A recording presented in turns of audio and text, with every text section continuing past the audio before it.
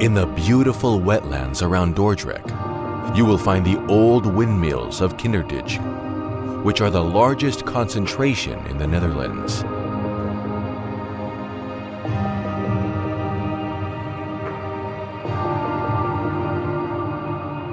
The windmills were built to drain water and dry terrain from low-lying land.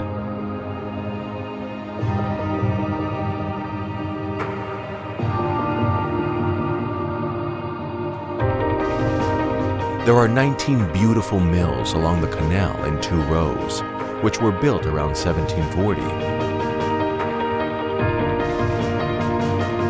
When you visit Kinderdijk, you step right into the middle of Dutch history.